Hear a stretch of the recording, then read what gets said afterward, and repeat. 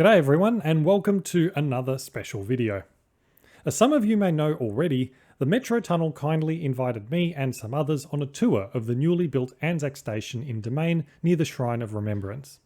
And in this video, I'm going to show you around and share my thoughts on what I think is one of the most impressive railway stations in Victoria.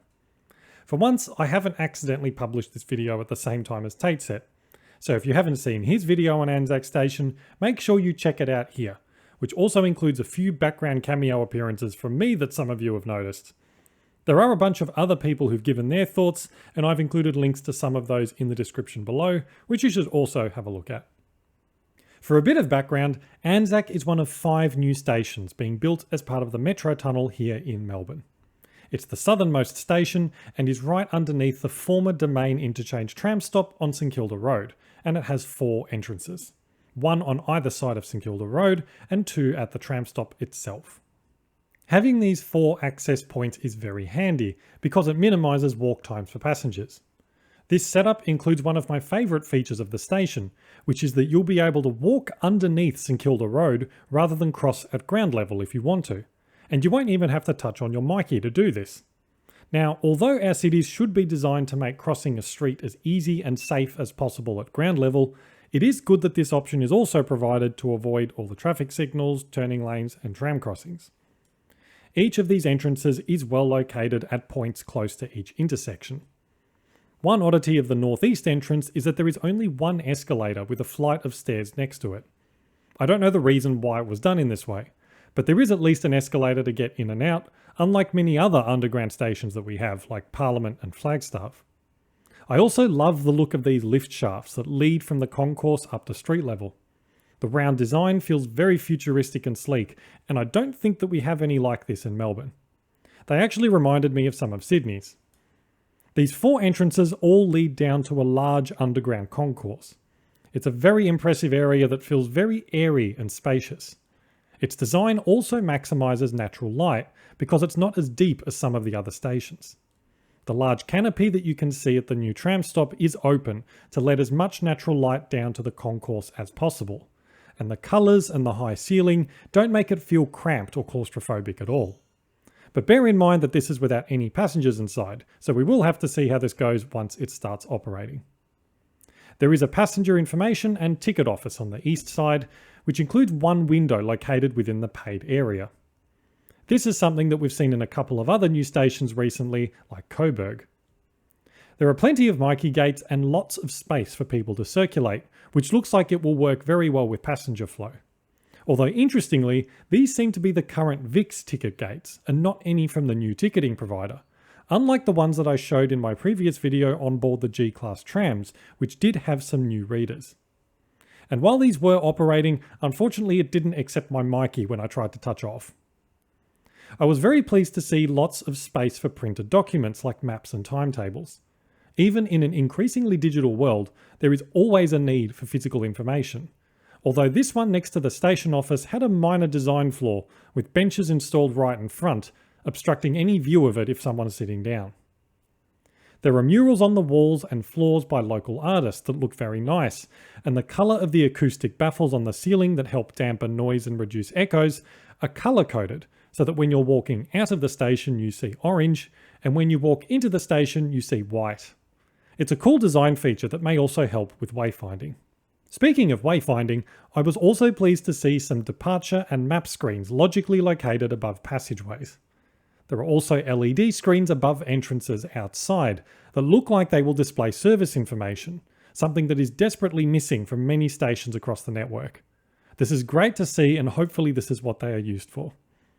Below the main concourse is the massive island platform, which is 22 metres below the street. This is just over half the depth of Parliament Station for comparison. It is, we were told, one of the longest platforms on the network, the reason for this being to accommodate any future 10-carriage trains. It certainly looks and feels much bigger than anything we have at the moment. Not only is it very long, but it's very wide as well. One of the first things that you'll notice here is the platform screen doors, which is a feature throughout the Metro Tunnel and the first time that they'll be used in Victoria. Because the platforms are so long, a significant portion of the doors won't be in operation from day one, so there are signs on those that are not being used that point people to the usable ones. There was also some seating here, but it didn't look that numerous, so maybe more are being added later.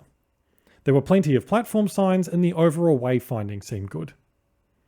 One other thing to note here is how wide the tunnels themselves are. I knew that they were wider beforehand, but it really does look huge when you see it in person, especially compared to the city loop. So that's what it looked like underground, but let's head back up to street level for a look at the second main component of this station, which is the tram stop and the street design. Before Anzac was built, this was called the main interchange. It was rebuilt in 2013, but had 4 tram platforms. This has been changed now to just 2 platforms, but that are much longer. I'm not really sure how I feel about this, to be honest. Having more platforms, to my mind, would make tram operations here easier, with the 58 and possibly more tram routes in the future turning down Park Street. It reduces potential delays and is a design used at St Vincent's Plaza quite successfully. The other advantage of having more platforms is that they don't need to be as long. Now that there is a direct interchange here between trains and trams, it's more important than ever to bring people as close as possible to the station entrance. Unfortunately, now that the platforms are so long, trams heading south stop at the very far end, in a part of the stop with no shelter. And while we're talking about shelter, while the canopy here is very nice to look at, as others have said before, its function at providing shade and shelter from the weather is not very good. The roof is too high and nowhere near large enough to do this, meaning that waiting passengers are likely to get pretty wet or sunburnt, especially on the western side. As always, the tram tracker displays here are very good, but a bit too small, and there really needs to be an updated, larger design installed on this and other tram stops. Having said all that, it's certainly a much better facility than the old Domain interchange, and I will reserve final judgment until it actually starts operating. In terms of the street design, 3 traffic lanes have been kept on St Kilda Road on the south side, and the entire intersection has been rebuilt. This includes protected bike lanes and a floating bus stop, where the bike lanes travel behind the passenger area. This is a standard design in many other parts of the world, but is fairly new to Australia. So it's great to see both of these things included. One final little Easter egg is this mysterious looking symbol. We were trying to work out what it meant after we saw it on a ceiling, and we were later told that this is a logo that's being used across the metro tunnel, integrated into various parts of the station designs. I think it looks pretty cool, and reminds me a bit of the old Victorian Railways logo. Overall, Anzac is a very impressive station.